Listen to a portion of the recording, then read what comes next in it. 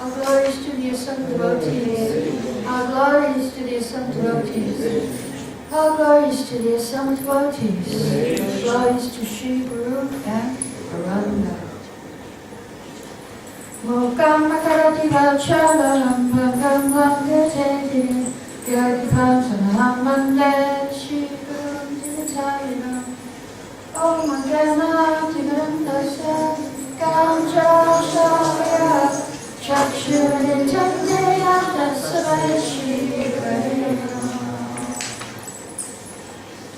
I'd like to welcome you to the third and last class of our seminar on prayers of PrahladMaharaj. So yesterday, we have this flip chart we're handing out. So I think come over here to these ladies. I think some of these ladies didn't get in the back, in the very back. Oh, she didn't get in front. It's the same one as yesterday.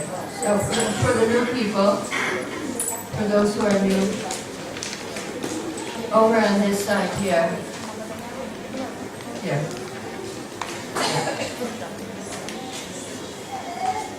It's the same ones that you had the day before.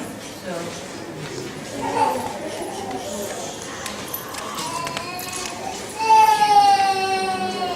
they're in the back. Yeah.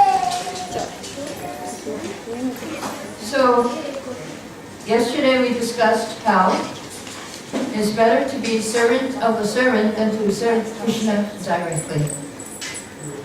And that was the mood of PrahladMaharaj.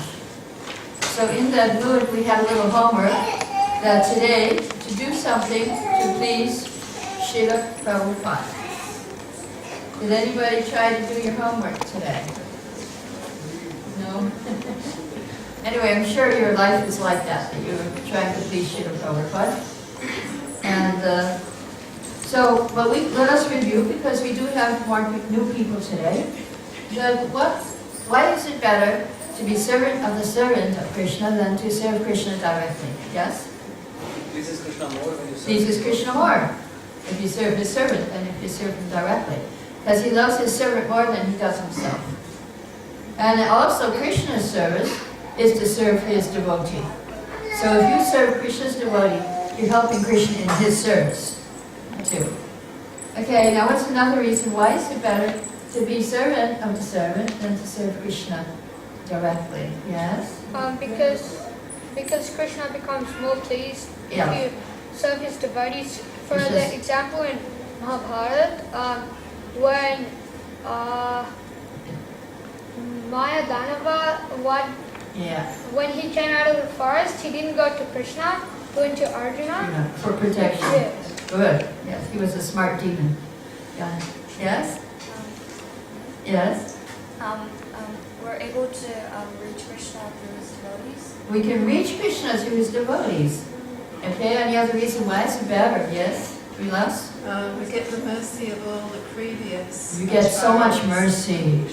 And another reason, the devotee is more merciful than Krishna. The better you serve the devotee, he'll give you more mercy and faster and easier. And Yes? Krishna has to make his devotees' words come true. Yes, Krishna has to make his devotees' words come true. So all these are very good reasons why it's better for us to be servant of the servant. So now we're going to read some verses today. I will read verse 37, you don't have it, but the next verse you will join me in the chanting.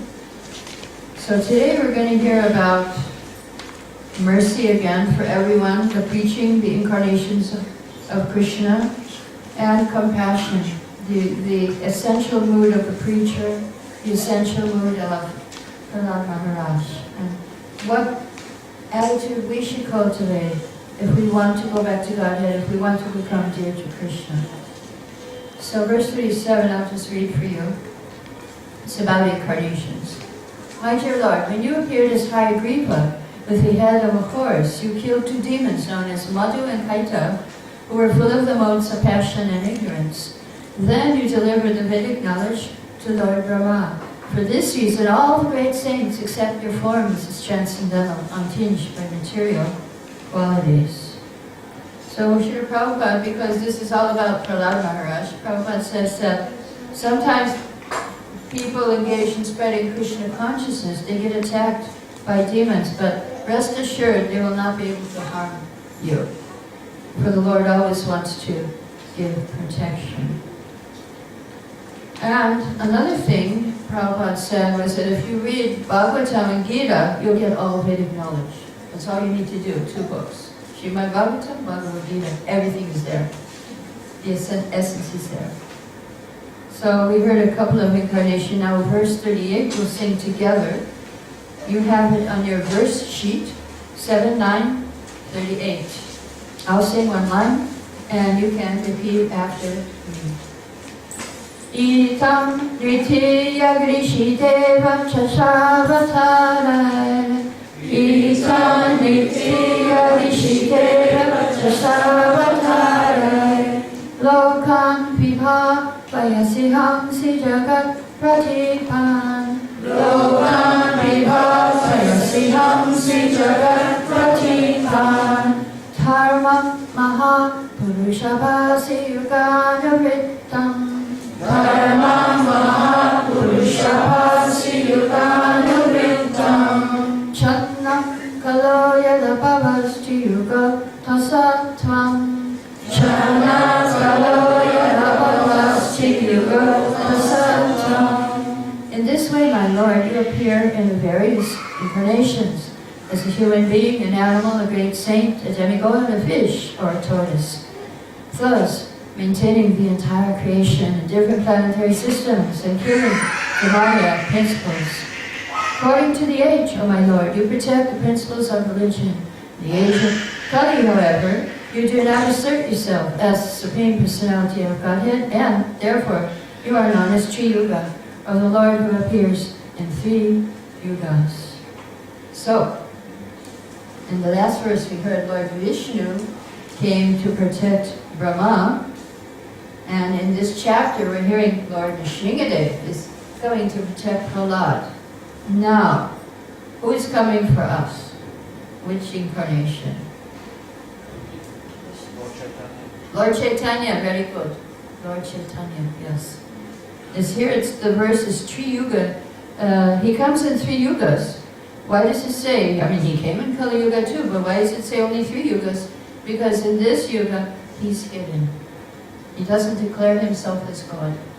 And he's accepted as a Supreme Lord, but it's not broadcast. He appears as a devotee of the Lord, Lord Chaitanya Mahaprabhu. So why did Lord Chaitanya come? Because when Krishna came, he gave an order in Bhagavad Gita, Sarvadharma Pritaja Mamekam Sharanam Raja. You should surrender to me only. So Prabhupada, he says, what is in the mind of a materialistic person? And who is this person ordering me to surrender? What right does he have to order me? Somebody may think, why should I surrender to Krishna? This is not so interesting. Why should I give up all my dharma?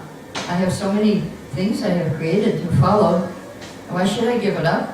So therefore, Krishna came as Lord Chaitanya, and he's chasing the conditioned souls. Please take this love of Godhead. Please take this mercy.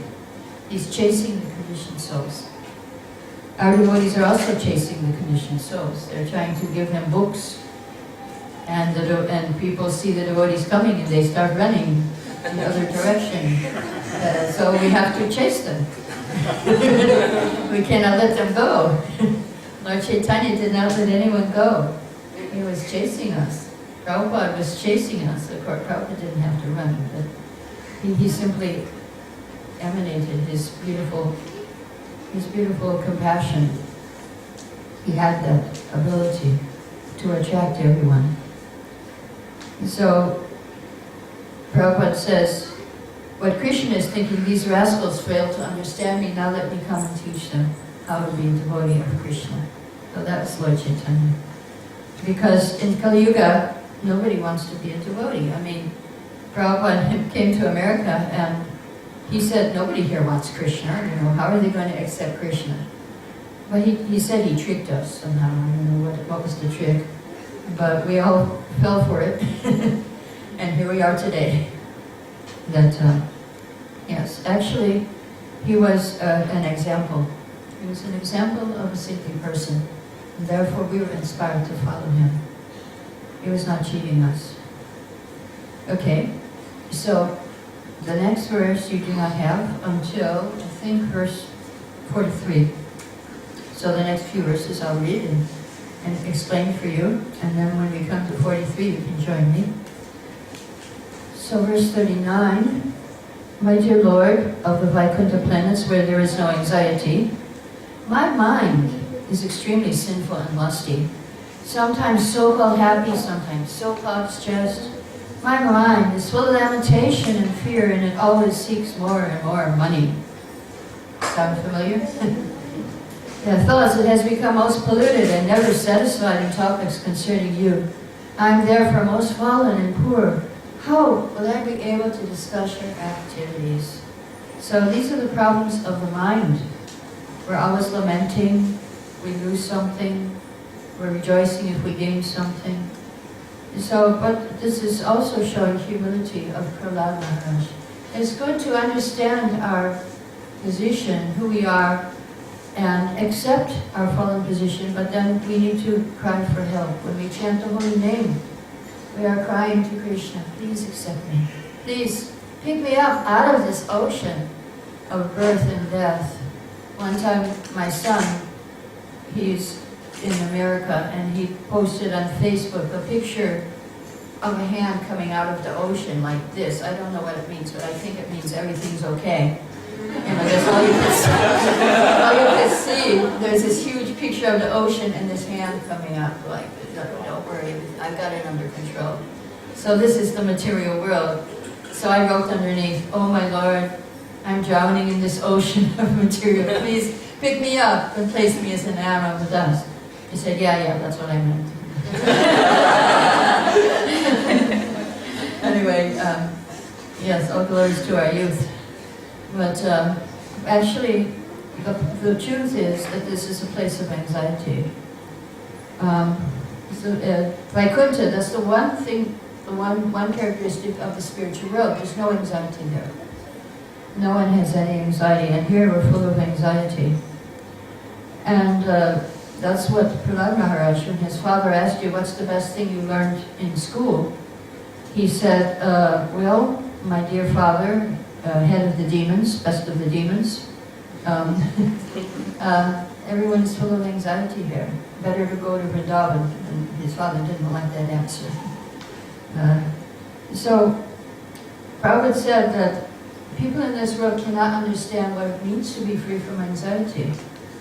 They want anxiety, Prabhupada said, because they'll create a situation to put themselves in anxiety, and then when they come out of it, they're the hero. Oh, I conquered this. Oh, yes, I am controlling myself. But actually, people want anxiety. One time when Srila Prabhupada went to Toronto, the devotees were searching for a new temple, and they found this huge, beautiful church, and it was very expensive. Some $100,000, in those days, $400,000, which is quite a lot in the 70s. And so Prabhupada said, okay, no, this is too much. Don't purchase anxiety. This is really too much. Then Prabhupada came to visit Toronto. That was before. Then they took him, well, maybe you'd like to see this church. He went and he said, purchase it immediately. But Prabhupada, you said, you know, don't purchase anxiety. He said, there must be anxiety for Krishna. So, yes, we had, Prabhupada pushed us. He gave us anxiety for Krishna, which is the real anxiety. And if you have anxiety for Krishna, then you get free of all your other problems of life. Everything else goes away, and you become happy. actually. It's so funny. Spiritual anxiety gives you happiness. Material anxiety gives you distress. So it's okay to have a little spiritual anxiety, not too much. So verse 40, my dear Lord, my position is like that of a person who has many wives. So this verse is the problem of the senses. The last verse was the problem we have with our mind. Always an anxiety. And so my position is like that of a person who has many wives, all trying to attract him in their own way. The tongue goes one way, it wants to eat nice things. The sense of touch wants to contact soft things. The belly, it's full, it wants to eat more. The ear wants to hear these material songs. And the sense of smell goes another way. The eyes are going to another direction. So in previous ages, the kings used to have many wives. So imagine if you have like 100 wives and each one's pulling you in a different direction. You're not going to survive. Only Krishna, he could handle 16,108 wives because he expanded 16,108 forms. So our senses are like that. They're pulling us in different directions. And so we cannot be peaceful. They're taking us away from Krishna, and they're trying to make us their servant. And as long as we serve the senses, we cannot be happy. But the good news is that in Krishna consciousness, your senses can be very happy if you use them to see beautiful deities, to hear the kirtan, then you can become very, very peaceful and satisfied. It's not like the yogis, they cut off their senses. They go internal and do meditation. And so their senses are not happy because they're being cut off. And they cut off their senses, but the mind is still enjoying. But so we have a different process, the process of bhakti. You take your senses and you connect your senses in yoga with spiritual things, and your senses are satisfied. So you can eat Krishna prasadam and be happy. So now, verse 41, my dear Lord, you're always transcendently situated on the other side of the river of death. Did you know there's a river of death? And the Lord is on the other side, and we are on this side. My Lord, you're on that side, but because of reactions of our activities, we're suffering on this side. We've fallen into this river, repeatedly suffering the pains of birth and death and eating horrible things. Kindly look upon us, not only upon me, but also upon all others who are suffering. And by your causeless mercy and compassion, deliver us and maintain us. So Prahlad, he's begging mercy for everyone. And this is the attitude, this is the mentality of the pure devotee. Some devotees, they just chant and they want to elevate themselves. And we'll hear more about that a little later. They're called bhajananandis. They worship the Lord only for their personal benefit. But he is praying, he's a Ghoshtanandi, he wants to help everyone. And we'll hear more how his attitude expands in the next special verses. So, verse 42, O my Lord, original spiritual master of the entire world, what is the difficulty for you, who manage this universe, to deliver the fallen souls who are engaged in your service? You're the friend of all suffering humanity, and for great personalities it's necessary to show mercy to the foolish. Therefore I think you'll show your causeless mercy to persons like us who engage in your service. So now Prahlad is praying for mercy to the devotees. And that includes all of us here. Everyone here has done some little service for Krishna, perhaps chanting Hare Krishna, perhaps simply eating prasadam. Even by eating, you can go back to Godhead. Prabhupada has said, you can go back to Godhead by eating. So therefore, now Prahlada's attention is on us. Please give mercy to us. Prabhupada said he recommends to become a dog to a devotee. Devotee's dog. And he will take you back to Godhead. So verse 43 we all have. You can go to your verse sheet. We'll sing it together. I'll sing one line and you repeat. 43 and 44 are two of the most beautiful verses of Srimad Bhagavatam. because they explain, they reveal the attitude of a preacher, reveal the attitude of a devotee who has compassion for the whole universe, for everyone. They reveal Srila Prabhupada's attitude also, and how Srila Prabhupada was very similar to Prahlad Maharaj. So we'll sing verse 43. Naivo dije paradura yaya vaitaranjas. Naivo dije paradura yaya vaitaranjas. Tvad viyagaya namaham mitamagna chitta. Tvad viyagaya namaham mitamagna chitta. Shochetata vimukacheta sagindriyartha. Shochetata vimukacheta sagindriyartha. Maya sukhaya paramupato vimurha. Maya sukhaya paramupato vimurha. Oh, best of the great personalities, I'm not at all afraid of material existence. For wherever I stay, I'm fully absorbed in thoughts of your glories and activities. My concern is only for the fools and rascals who are making elaborate plans for material happiness and maintaining their families, societies, and countries. I'm simply concerned with love for them. So here it's a very interesting Sanskrit. Maya Sukhaya Bharam. That means material happiness is a burden. How can that be? How can happiness be a burden? Happiness is happiness, isn't it? But he's saying material happiness is a burden. So we'll open this for a little discussion. Who can tell me why is material happiness a burden? Yes? It brings entanglement, okay? Yes? You're never satisfied. You get something, but it's not quite right. It's not what you were expecting. And even if it was what you're expecting, then you lose it. Then. Okay, what's another reason? Why is material happiness? It requires maintenance. Yes? It's like when you get something you would want like more. Yeah, you want more. Kam, krodh, lobh. First you have this desire, you want to get it. Or if you don't get it, then krodh, then you're angry. And if you do get it, then you want more. Then kam, krodh, lobh. Read. In the back, yes? It's temporary. It's temporary. Oh dear. Yes. Material happiness is temporary. Waste of time. Waste of time. It will bring a reaction which is opposite, which is distress. Where the happiness brings a distress. Yes, it will bring a reaction of distress.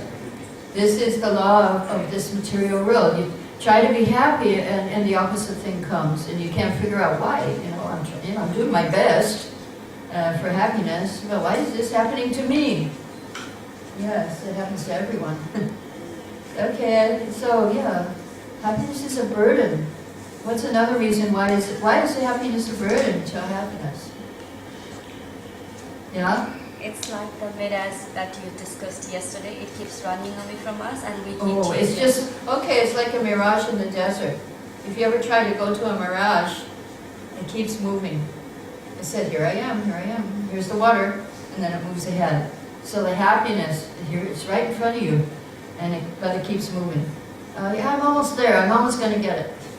Like a mirage in the desert. It keeps on moving ahead. Okay, yeah, yes? In the end, what gives you a lot of pleasure can actually give you pain as well. Whatever gives you a lot of pleasure can give you pain as well. The person who you love the most is the one who can hurt you the most. Yes? It's not connected to Krishna. It's not connected to Krishna. Okay. Oh, we're getting a phone call here with Lord Srinivas coming. Lord Srinivas is calling. Hey, isn't that cool? We're doing the person. He should come right now. Yes. Yes. Thank you. Lord Srinivas should come. Yeah, nice picture of Lord Srinivas. Krishna is calling us. Okay, and what did you say again? It's not connected to Krishna. Not connected to Krishna. Okay, very good. Okay, there's another thing I thought of that none of you mentioned. The material happiness takes us away from our spiritual happiness and our real nature. Takes us away from our real self. It's like a fever. Yes? Makes you forget Krishna. Makes you forget Krishna. Yes? Entangles you. Yes. It's Maya. It's? Maya, illusion. I can't hear. It's Maya. It's an illusion. It's an illusion. Okay. Yes? Makes you mental, like taken out of the heart. Yeah, it makes you mental. That's a good term. You're mental. You're being Yeah, we're all mental in this. Everybody's mental, you know, because they're not thinking about their real self and their real, what is good for them, what is really good. We see some temporary thing and think, oh, this is good for me, but actually the real good we don't see. We don't see what is really good for us. Yes. This happiness is in a jail. We're trying to get happiness in a jail. Or happiness in the jail. Okay, we're trying to be happy in the prison. Prison. Yes. If you're attached to the fruits of your actions, Yeah, if you're attached to the fruits, then you'll get reactions. Okay. Okay, so you know very well about material happiness, why it's a burden. So I'll tell you a little story to illustrate this. My son, when he was 10 years old, and his friend, they were in my house in Vrindavan. And they were watching this big, huge ant. We have ants, big size, major in Vrindavan. And he was going around in circles because he had this huge piece of food on his back. He couldn't walk straight. And so they were looking, you know, if they weren't devotee kids, they probably would have smashed the ant. But they were looking at this poor ant. They said, look at this poor ant. He can't walk straight. Let's help him. So what did they do? They took off the big piece of food, threw it away, and the ant walked straight. So people are walking around in circles with huge burdens on their back, mortgages and this and that. They can't walk straight. It's called the rat race. The rat race. So this is the news of this material world. And Prahlad Maharaj, he says, I'm happy just chanting Hare Krishna. But, he says, but I'm very sorry, I'm lamenting for the rest of the people of the world who are struggling to maintain the burden of material happiness. And so that was his lamentation. My concern is for them. They're making all these plans, and they are called vimudha. Vimudha are fools. Not only, mudha means fool, that was Prabhupada's favorite word. And vimudha means a very big food. It's not ordinary food. So this is what these people are here in this, everybody in the material world. So therefore the devotee, he feels compassion and he wants to help them. He wants them to become free from their suffering. And devotee, Krishna, he doesn't just take everyone back to Godhead, but if the devotee says, for my sake, please excuse him, I'll take him with me. So Krishna says, okay, you can take him with you. So Prabhupada was saying that for centuries there was no temple in America and Europe. Now there's hundreds and thousands of temples. So we simply have to give the message of Bhagavad Gita that will not be checked. I was just reading on Vyasa Puja before I came here. It said now they have a new pill on the market called the compassion pill. If you take this pill, you will feel compassion for others. But actually it's very demonic because they're saying that compassion is a chemical thing that you can manufacture in your laboratory. And I'm sure it's addicting, the pill, and I'm sure there's side effects which are not compassionate at all. So anyway, this is going on. Even the good qualities, they're trying to say, no, it's not coming from the heart, it's not coming from the soul, it's coming from our chemicals that we will manufacture. This is what's going on now. This is last year's Vyasa Puja. So it's unbelievable. Anyway, here is real compassion. This is the compassion of the devotees, how they are desire trees, that they will give up everything for others. There's a beautiful analogy in the chapter 20 of Krishna book about the clouds in the sky. When the clouds give their rain, then their bodies are finished and the cloud dissipates. Because what is the cloud made of? It's made of raindrops. So when it showers all the rain on the people, then the clouds are finished. So saintly people are like that. They give their mercy completely.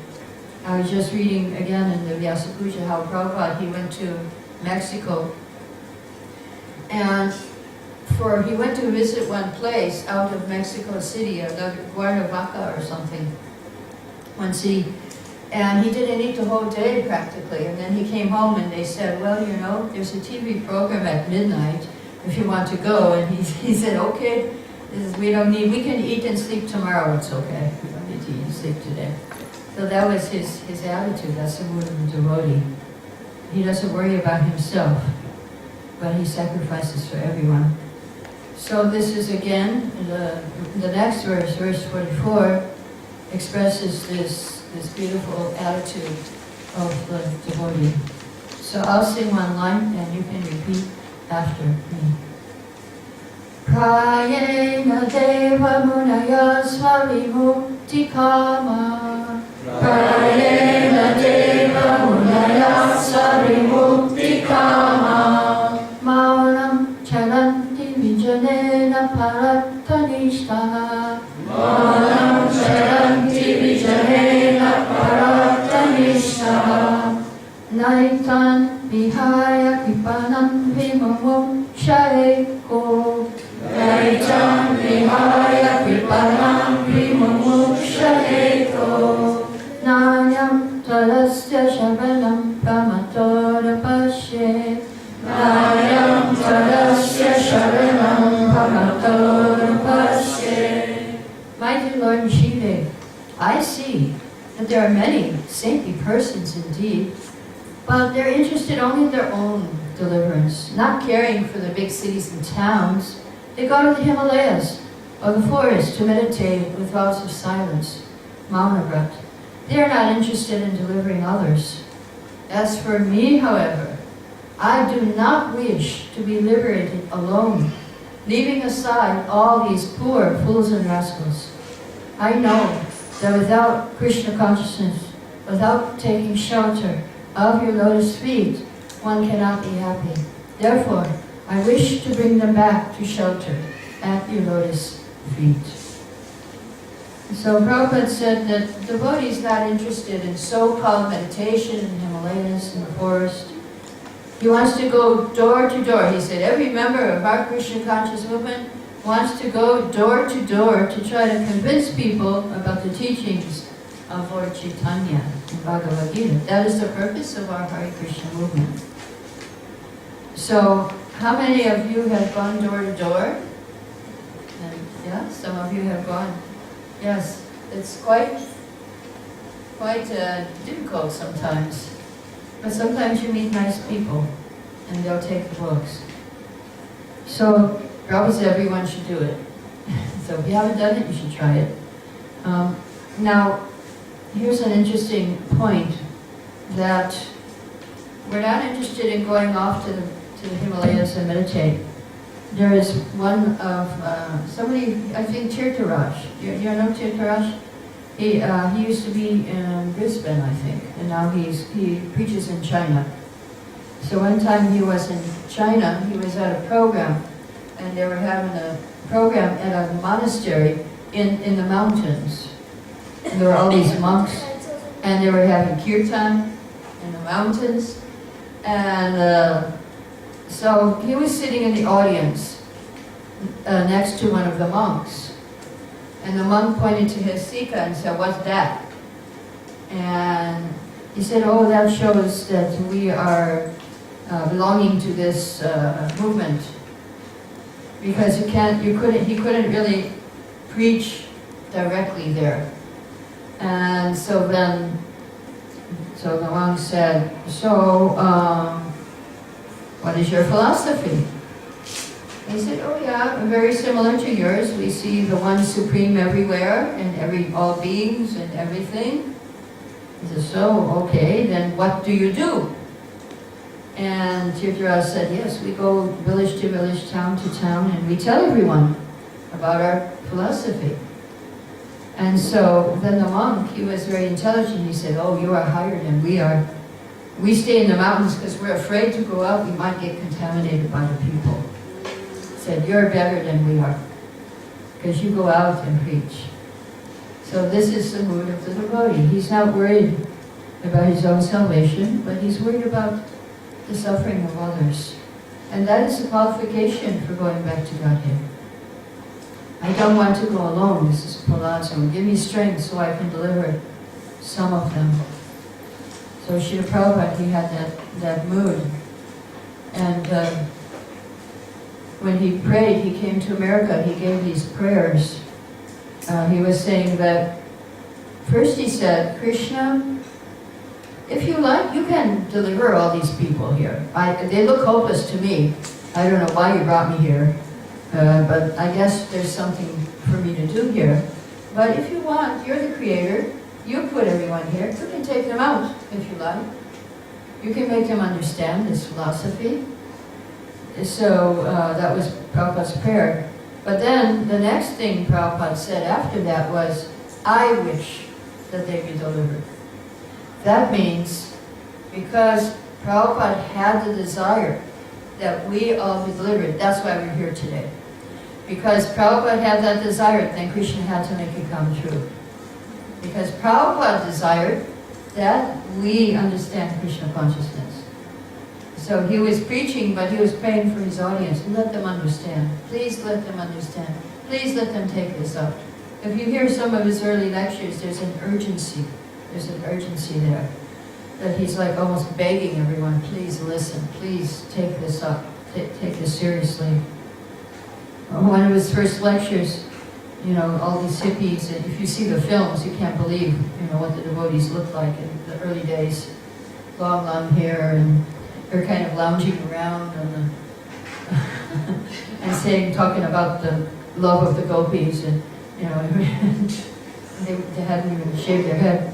But, so Prabhupada, one lecture, 1966, in the storefront, or maybe it was even in the loft before he got a storefront, he said, so we require hundreds and thousands of gurus to go all over the world and spread Krishna consciousness. Now he's talking to these hippies, you know, they're supposed to all go out and spread.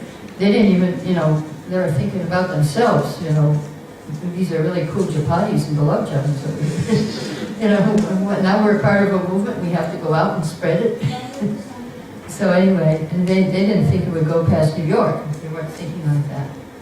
So Srila Prabhupada, he had that vision. So I would also like to share with you the vision of one of our own devotees, His Holiness 13Jan Maharaj, from his diary. Many, many years ago, maybe 10 years ago, he wrote this. So you can understand the mentality of a devotee from his experience. He was going to a place called Paraguay. Have you all heard of this place? It's in South America, Paraguay. So he was on the airplane on his way, and he was reading, you know, because he's American, so the American embassy would post different things about different countries. So here he said, he was reading, U.S. citizens should avoid large gatherings or any event where crowds have come to protest. Such activities have resulted in road closures, included major routes traveled by tourists and residents. U.S. citizens who encounter roadblocks should not attempt to continue or to confront those at the roadblock. Maharaj said, I made a mental note of white roadblocks. Then he started reading and he said, I wonder if I made the right decision going to Paraguay. Organizations providing financial support to extremist groups operate in Ciudad del Este, which is where he was going. Several high-profile kidnappings for ransom have occurred, of white kidnappings. I thought, half joking to myself. Armed robberies, car thefts, home invasions are common. Street crime, pickpocketing and mugging is prevalent in the cities, particularly during the evening hours near hotels and airports. Better be careful when I land in Ciudad del Este. Anyway, no reason to be discouraged. I thought experience has shown such places often present the best opportunities for preaching. So he said, I soon fell asleep. I woke up 45 minutes later as the flight was landing. So I grabbed my hand luggage and quickly got off the flight. I was the only passenger to get off. And as walking toward the terminal, I suddenly realized I wasn't sure if the flight actually landed in Ciudad del Este. I looked at the terminal building, there was no sign. I presented my passport at immigration. Is this Ciudad del Este? I asked the officer. Either he couldn't understand English or he thought I was mad, because he just shook his head and laughed, stamping my passport, waving me forward. I had only hand luggage, so I quickly walked to the exit to meet the devotees. Along the way, I was surprised to see a sign in English. Warning, dengue fever, prominent in this area. Transmitted by mosquitoes, it is found mainly in urban areas and around human dwellings. Take all necessary precautions. One more thing to watch out for, I thought as I walked out the door. But as the automatic doors closed behind me, I realized there was nobody there to meet me.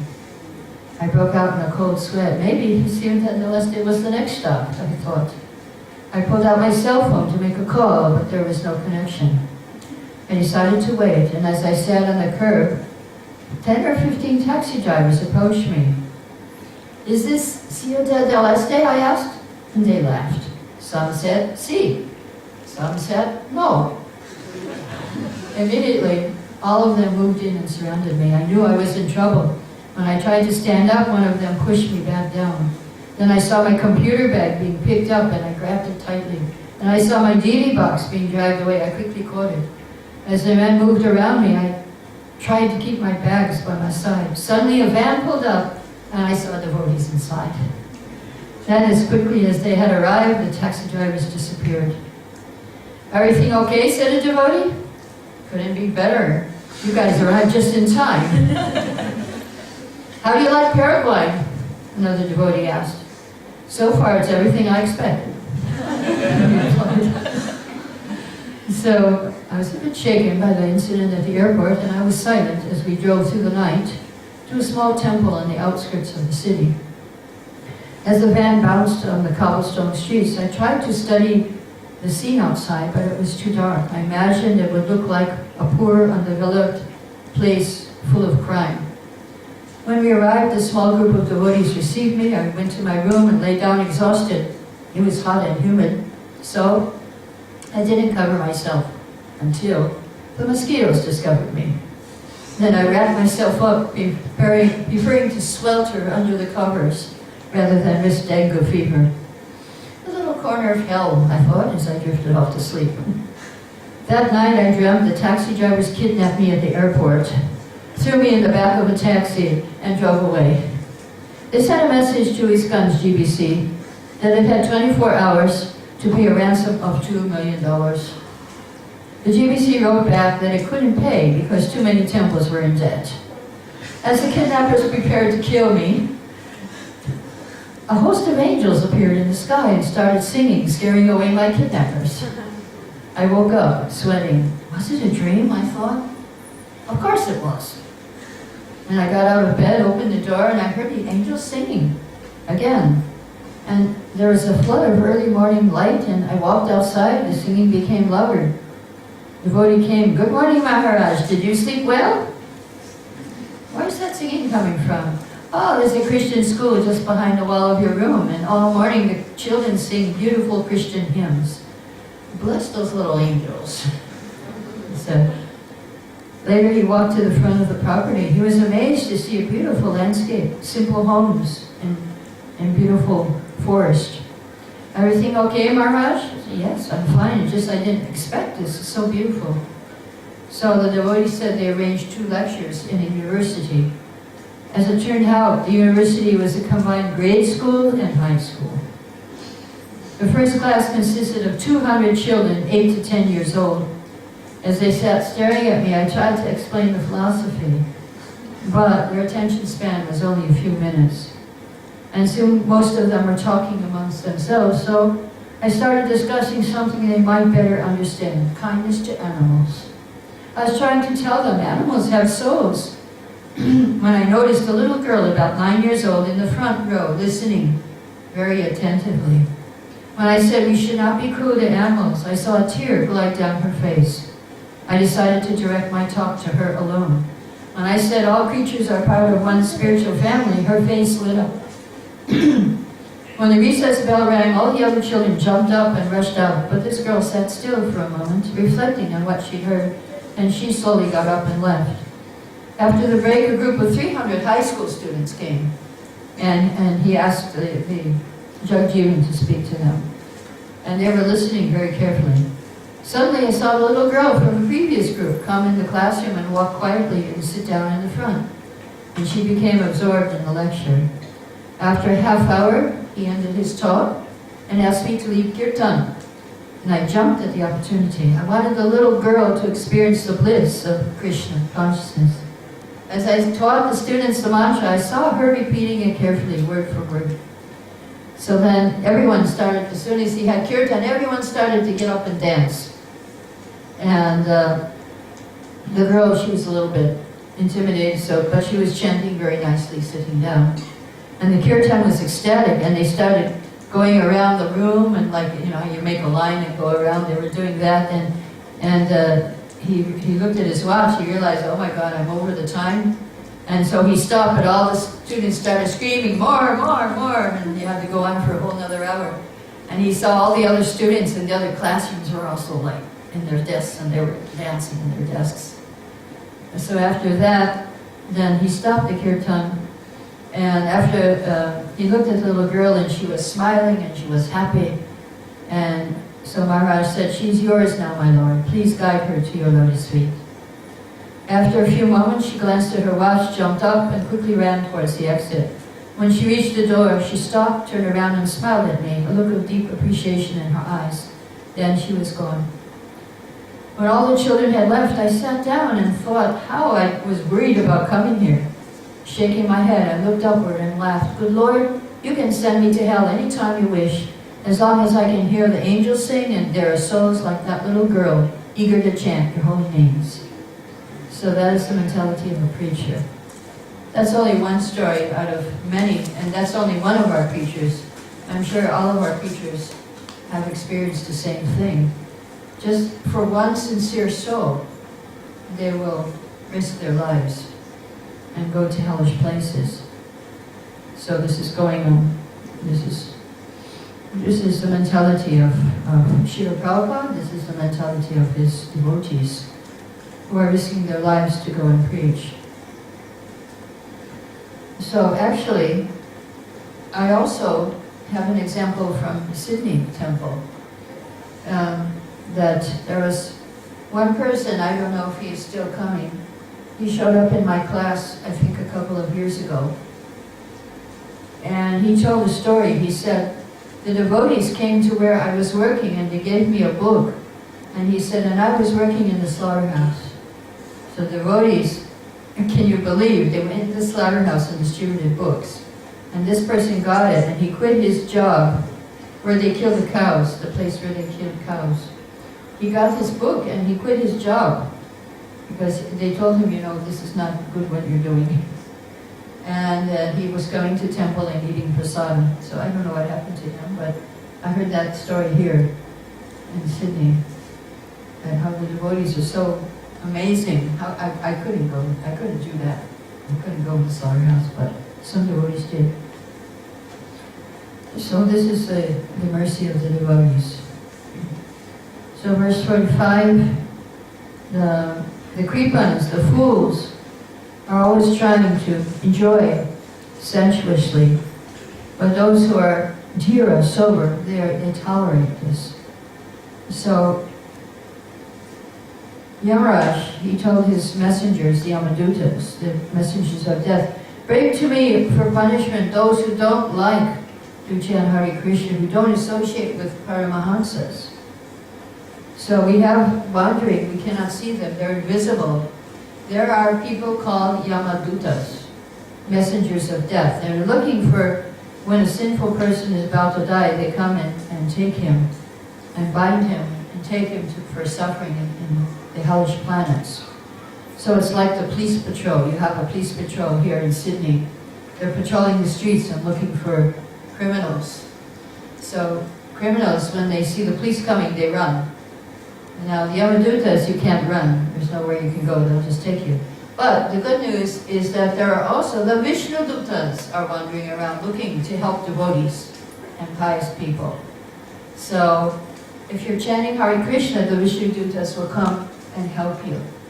If you're in danger, they'll come and protect you. So that's why it's always good to be chanting Hare Krishna. So the Vishnudutas will come. It's good to follow this path of Krishna consciousness, even if all you can do is chant Hare Krishna. That is enough for you to become purified. In verse 46, Prahlad lists all the other processes, Mauna, Vrata, Shuddha, Tapo, Dhyana, 10 prescribed methods to remain silent, to observe vows, to get all kinds of Vedic knowledge, austerities, study the Vedas, Varnashram, explain the Shastras, stay in a solitary place, chant mantra silently, be absorbed in trance. But these are generally only a professional practice. You see in India that they do these things. They do Mauna Vrata, they don't talk, but they'll write. You know, if you want to talk to them, then they'll communicate. So that's not being silent. There was one guy in Kumbh Mela. They have this, usually these yogis, they have these huge things of hair on their head, big tapas, and all their mystic powers are out there. So there's this one guy with this huge thing, and he was begging at Kumbh Mela, but then somebody dropped something and the money fell down, and he bent over and his whole wig fell off. It was like a wig top knot. So there are a lot of cheaters also. You have to be really careful. And Prahlad is pointing to them that we do not follow this vow of silence. That we want to chant. Rupa Goswami says, I wish I had millions of ears and trillions of tongues. Then I can really enjoy the chanting. With only one, how is it possible? With one tongue. And so this is the devotee's desire. He doesn't follow these indirect paths. And also everything's in the holy name. It is the best austerity, it is the best vow, it is the best way to get knowledge. Vidyava to Jivanam. So then the next verse, he says that Krishna is everywhere. We can see Krishna as cause and effect, just like fire is inside wood. So just like here we have this wooden thing, and fire is inside, but we cannot see it. And if we just connect this wood with some fire, then we'll see the fire manifest. And it's good, there's a lot of wood in here, we don't want it to come out right now. It would not be very helpful. In its form of wood, it's very good. So in the same way, the Lord is within us. He's in all of our hearts. And the pure devotee, he can make the Lord come out and become manifest to us. So we can see, oh yeah, he's in my heart. It's just like Srila Prabhupada, he brought the deities. So that's one way that the pure devotee manifests the Lord. Another way is the holy name, chanting Hare Krishna. It's a manifestation, a sound manifestation of the Lord. So Krishna, he's everything. He's air, he's earth, fire, sky, water, all our sense objects, and everything expressed by the words, it's all Krishna. So he's everywhere. This is the end of his prayers.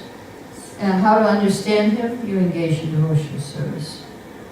And without doing devotional service, without chanting Hare Krishna, you cannot get this perfection. So after Prahlad Maharaj prayed, Lord Nrsimhadev gave up his anger, and he was pacified by Prahlad Maharaj. So Prahlad wanted to please, and Nrsimhadev said, yes, I am very pleased, ask whatever you like, now I'm pleased. And so Prahlad, he didn't want anything, he just wanted pure devotional service. And of course he expressed his desire, I want to serve the servant, I want to serve my Guru Narada Muni. So Krishna, he wants to help his devotee, he wants to please his devotee, and the devotee wants to please Krishna. So this is the competition between Krishna and the devotee. Who is going to win the competition? Krishna or the devotee? The devotee, yes. We have learned that lesson. The devotee is more powerful than Krishna. He can do it. the Lord wants to give the devotee all opulence, and Prahlad is refusing. He says, no, I want to give you everything I have. I will give you, I have no opulence, but I can give you my life. I can give you my soul. So the last words that Prabhupada said is, try to make such an arrangement, Krishna will not give you anything and you give everything to him. So this is the attitude of the devotee, and hopefully we picked up some of these attitude, some of the ideas of Prahlad's attitude in these classes. So I will stop here. If you have any questions, you can ask at this point. No homework today because this is the last class, but you can still try to please Srila Prabhupada in some way. And for the next year, and after 1 year, I'll come back and ask you if you did your homework. Yes? How do we develop compassion? How do we develop compassion? Yes, it's a very important thing. How do we develop compassion? The main way is by prayer. You pray to Krishna that I don't have any compassion. And you also have to be compassionate to yourself too. You have to be compassionate to yourself, but not in a selfish way. Be compassionate and give yourself the best thing, and that's spiritual life. Try it every moment of the day. Try to be grateful to Krishna. Thank you for giving me this. Thank you for giving me this opportunity to chant Hare Krishna. Thank you for giving me the association of devotees. The beginning is gratitude, gratefulness. And when you're grateful, then you want to do something. So I want to share this with others. If you just keep it for yourself, then that's okay, but it won't make you happy. When you share it with somebody, then the happiness increases. And that's what Lord Chaitanya taught us, how to be compassionate. You pick the fruits of devotional service, you eat them, you taste the holy name, and then you distribute them. And the more you distribute, the more you taste. The more you give out, then the more your supply, your bank balance increases. And the more your happiness increases. The more you give to other people. One of my godbrothers, he wrote a book, Give to Live. So if you're in the mood of always giving, then it will come back to you 100 times. The Indians know this in India. So they give donations to the devotees because they know they're going to get it back hundreds of times. And they're good businessmen. They make a deal with Venkateshwar, this temple in South India. They include him in their business. Yes, we will give you 10% if you make us rich. And they go. Venkateshwar is a very rich temple. He has everything in gold because he keeps his part of the bargain. He keeps they make the Lord their business partner. And but it works in spiritual life. If you give, the more you give, the more you get. I mean, that's not a reason to give, but it's just a fact of life. So we can develop our compassion by giving more. 4 things we can give are mentioned by Krishna in 10th canto, where he was glorifying the trees in Vrindavan, how they're giving to everyone selflessly. 4 things: pranar, arta, dhya, vacha. Pranar means your life. Give your life for Krishna. Prabhupada told Bhakti Maharaj, you spent billions of lives in sense gratification. Give this one life to Krishna. And if you want, you can have billions of more lives of sense gratification. Come back here. So we should give our life to Krishna. If you cannot give your life, pranar, arta. Okay, if you can't give your life, give some donation to the temple, to the devotees. Pranar, arta, dhya. If you don't have money, don't want to give your life, dhya. Give your intelligence. I think it's this one. Sorry. Give your intelligence. Think how to help spread Krishna consciousness. Now, if you think I'm not very intelligent, then you can give what's left. Pranar, artar, dhya, vacha. You can give your words. You can tell someone to chant Hare Krishna. You can tell them, oh, here's a very beautiful book, Bhagavad Gita, you can read it. You can chant yourself. You can tell someone what you read that day. So, pranar, arta, dhya, vacha. These are the 4 things that you can give: your life, your money, your intelligence, and your words. And then you'll develop compassion for others. Any other questions or comments? Yes. How old is the Srimad Bhagavatam? How what? How old? Oh, 5,000 years. Srila Vyasa, the history of Bhagavatam is given in the beginning of Bhagavatam. Vyasadeva, he appeared 5,000 years ago at the time of Lord Krishna. And after Krishna left the planet, there was a meeting, a sacrifice. There had a bunch of sages had a sacrifice in Naimisharanya. And they were worried because Krishna had left the planet. And they were thinking, how will religion, Krishna took religion, dharma, everything, so where will we find it now? And the answer was given by Sutta Goswami. Srimad Bhagavatam has risen like the sun to dispel the darkness of Kali Yuga, bringing along with it all religion, all dharma. So it's 5,000 years ago. Vyasadeva, he wrote the Vedas, he wrote Vedanta, he was not satisfied. So his guru Narada came and said, the reason you're not satisfied is because you did not glorify Krishna enough. Then he wrote Srimad Bhagavatam. That was 5,000 years ago, beginning of Kali Yuga. So he's saying as the Bhagavad Gita? Yeah, Bhagavad Gita he did before. That was Mahabharata. He had already written Bhagavad Gita. Yes, Bhagavad Gita is like a seed. And where Bhagavad Gita finishes, Srimad Bhagavatam begins. Bhagavad Gita finishes Sarvadharma Parityajya. Krishna tells Arjuna, give up all varieties of religion, surrender to me. Bhagavatam starts there. It says, second verse, this Bhagavatam kicks out all cheating forms of religiosity, and it gives surrender to Krishna. And also, historically, the Bhagavad Gita ends where Arjuna is on the battlefield of Kurukshetra, about to begin the battle.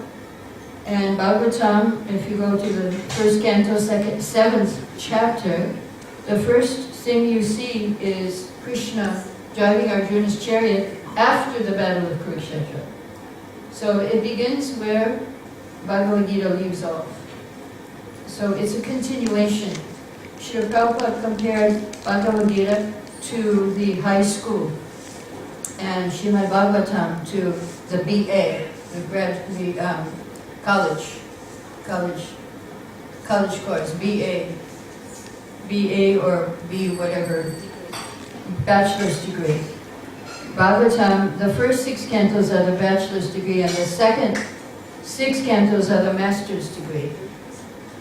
Canto 1 to 6, that's the bachelor, and canto 7 to 12, that's the master's degree. So the university education is Bhagavatam. Bhagavad Gita is the high school education, primary high school. It's the seed of the plant. And Bhagavatam is when the plant grows and produces flowers and leaves. That's Bhagavatam, like that. Anybody else have a question? Yes? What did you discuss on A1, in verse 16 here? Which verse? 16. Oh, on the first day. The first day. Yeah. Prahlad Maharaj says, I have been put into the association of demons as a result of my activities, and therefore I am very much afraid of my condition of life within this material world. Right, right. But today he says in verse 43, Yeah. I am fully absorbed in thoughts and glories. Oh, best of great personalities, I'm not at all afraid of material existence, for wherever I stay, I'm fully absorbed in your thought. Yes. So how do we understand or reconcile these two? How can we reconcile? Well, again, the first time he's speaking for himself, that, oh, I'm so fallen. He's in the mood of, I'm a fallen demon. That's the first verses of his prayers, is his humility, he's in the mood of, oh, where is there hope for me? But then he says, yes, there is hope, because you don't care about these external things. But then he says, well, but I am worried, I'm a little worried about this material association, this bad association. So please, when are you going to help me? When are you going to call me? So he's praying for help to preach. Sometimes devotees are worried, oh, we have to go out into this materialistic, atheistic world and preach. So he's concerned. But then later on, he's expressing his confidence. No, actually, if now he's praying for the blessings of the Lord. He's praying like verse 42. You can do it, Krishna. You can give me this empowerment. Please empower. He's praying for empowerment and mercy so that he can do it. And then now he says, actually, I am happy chanting about you. I'm happy chanting. I'm satisfied. He's expressing that he's satisfied chanting. It's not like when he says, I'm not afraid, it means that he's actually very satisfied chanting the holy name. Personally, he's not worried, but he's worried about these other people. Yeah, so it's different.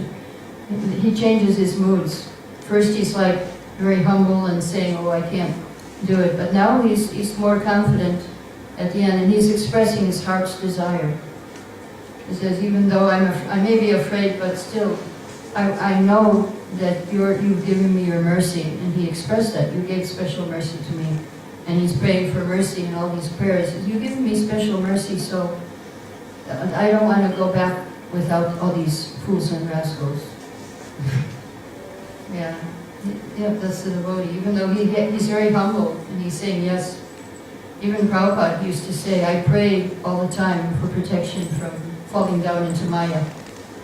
And Prabhupada sometimes he would say like that, and other times he was like very heavy and saying, no, Maya cannot touch you if you're chanting Hare Krishna.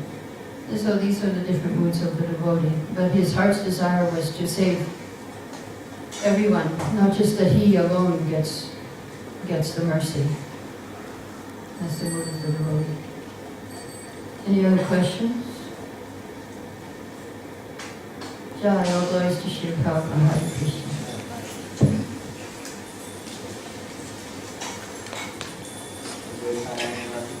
Yeah. Prabhupada.